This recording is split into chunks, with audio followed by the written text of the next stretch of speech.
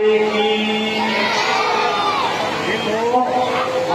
सपोत्रा की धरती पर पहली बार वृक्ष कथा का आयोजन किया जा रहा है, क्योंकि कोरोना काल में आप सबने देखा कि सारे देवता मंदिर में बंद हो गए थे। चाहे वो भगवान राम का मंदिर हो, चाहे वो भगवान कृष्ण का मंदिर हो, केवल मात्र एक मंदिर खुला हुआ था, उसका नाम था वृक्षदेव। और उसके कारण से ही हमने नीम की लोई लेकर के, अर्जुन की छाल लेकर के और विभिन्न प्रकार की औषधियां लेकर के अपने जीवन को बचाया था। और जो जो अस्पताल गए वो ऊपर चले गए, और जो वृक्षों की शरण में रहे वो आज यहाँ विद्यमान है। इसलिए हम सब वृक्षों के आभारी हैं। वृक्ष हमारे देव हैं, उनके लिए गुणगान करने के लिए आज हम यहाँ उपस्थित हैं। और वृक्षों के द्वारा हम लाखों रुपए की कमाई कैसे कर सकते हैं? ये कोई राजनीतिक सभा नहीं है, ये सभा है जो हमको सांस देती है और जिनके कारण से हमारी प्राणवायु चलती है। और जब तक वो प्राणवायु हमारे शरीर में है, जब तक हम हैं, तो जैसे ही हमारे शरीर से प्राणवायु निकलती है, हमारा स्थान शमशान भूमि पर हो जाता है। इसलिए हम वायु के प्रति अपनी कृतज्ञता व्यक्त करते हैं। हमारे शरीर में अग्नि है तभी हमारे शरीर में भोजन बचता है। तो हम अग्नि देव के प्रति अपना आभार प्रकट करते हैं। हम आभार प्रकट करते हैं जल के प्रति, क्योंकि हमारे शरीर में 70% जल है। यदि जल की कमी हो जाए तो फिर हमारे डेंड्रफ का रोग हो जाएगा, हमारे डायरिया संबंधी रोग हो जाएगा, हमारे स्किन डिजीज हो जाएगी। इसलिए हम जल के प्रति अपना जीवन समर्पित करते हैं, उनके प्रति कृतज्ञता व्यक्त करते हैं। क्योंकि जल है तो कल है, जल रहेगा तो कल रहेगा, जल नहीं रहेगा तो ये जीवन समाप्त हो जाएगा। इसलिए हमारी जितनी भी संस्कृतियां हैं वो नदियों के किनारे बसी हुई है, तालाब के किनारे बसी हुई है, क्योंकि जल के बिना कल नहीं है। इसलिए हम जल के प्रति अपनी कृतज्ञता व्यक्त करते हैं।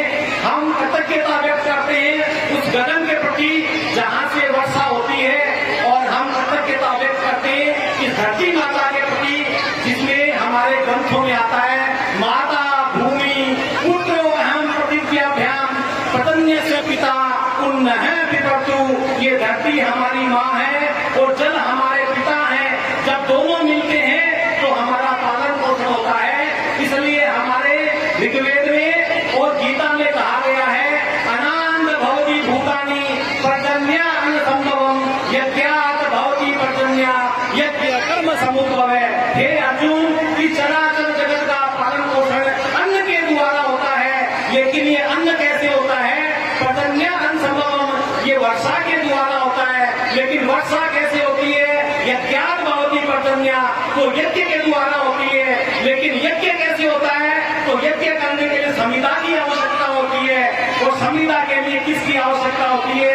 पेड़ की आवश्यकता होती है। हमारे पूर्वजों ने कहा, प्राणवायु के निर्माता, सब बोलो, प्राणवायु के तुम निर्माता, कहते विज्ञानी ते विज्ञानी, एक वृक्ष 10 पुत्र बराबर।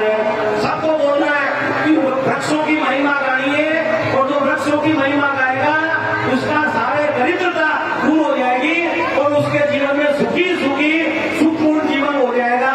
एक वृक्ष 10 पुत्र बराबर, वेदों की वाणी प्रभु वेदों की वाणी,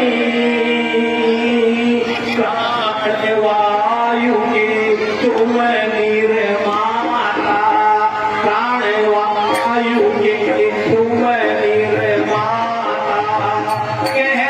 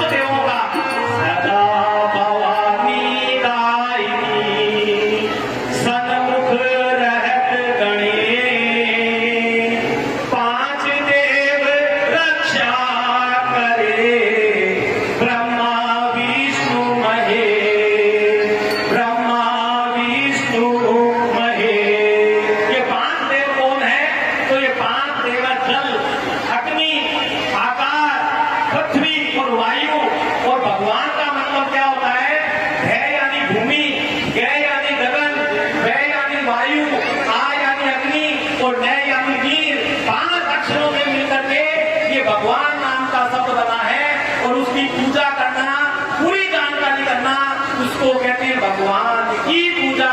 इसलिए सबको तालियां बजा करके कीर्तन करना है और सब लोग मेरे साथ बोलेंगे श्री चल